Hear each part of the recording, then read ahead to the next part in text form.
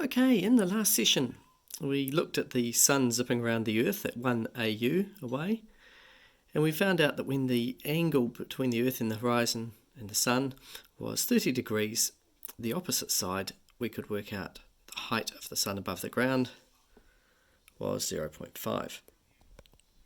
So it turns out that this sin of an angle allows us to calculate that opposite side when the hypotenuse is 1. Now the interesting thing about triangles is that if I was to double that side length there to 2, then I'd also be able to double the opposite side to 1. If this was to be 3 times bigger than the original 1, then this would be 3 times bigger than the original 0.5 or 1.5. If this was 10 times bigger than the original 1, then this would be 10 times bigger than the original 0.5, so it would be 5. And it turns out that as you enlarge a triangle, the sides enlarge in proportion to each other. And that's why these things are known as trigonometric ratios. And the wee rule is this: if we have a look at this, we can write down sin 30, we knew, gave us 0.5 when the hypotenuse was 1. Turns out that sin 30 will give us 0.5 when the hypotenuse is 1. It will also give us 5 when the hypotenuse is 10, and we can in fact treat the ratios like these fractions here.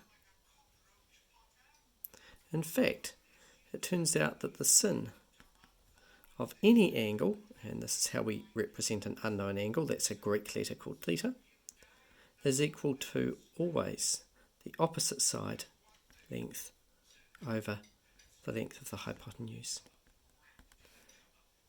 And that forms the basis of everything that we are able to do from now on in trigonometry. Similarly, the cosine, which measured the distance that the sun was going to fall away from us, was the adjacent side over the hypotenuse. And we'll stick with those two to start with. So how does this help us in real life? Well, if I take a triangle that has 30 degrees here and has a hypotenuse of, say, 14, then I can find out this side here, which is the opposite side, right? I'll call it O actually, just to make it easier. Now we know that the ratio for these problems is that the sine of the angle is equal to the opposite side over the hypotenuse. So we know that sine of 30, which is the angle given to us, must be the opposite side over 14. Now how do we get O by itself? We have to get rid of that divided by 14, and we get rid of a divided by 14 by timesing by 14. Same on the other side, times by 14. That will leave us with O.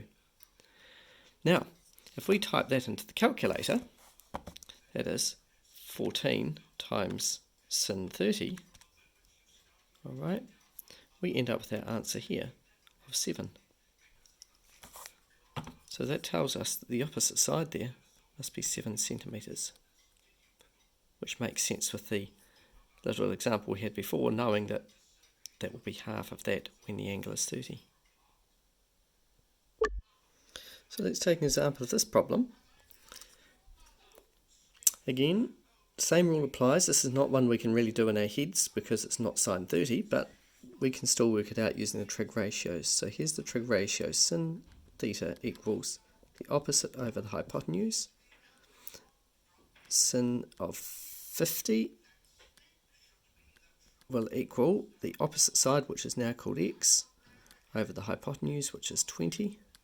And to get rid of the divided by 20, we have to times both sides by 20. So times 20 will leave me with x, and times this side by 20 will give me the answer. And so 20 times sine 50 equals 15.32, and that gives us the side length there for x, 15.32 centimetres.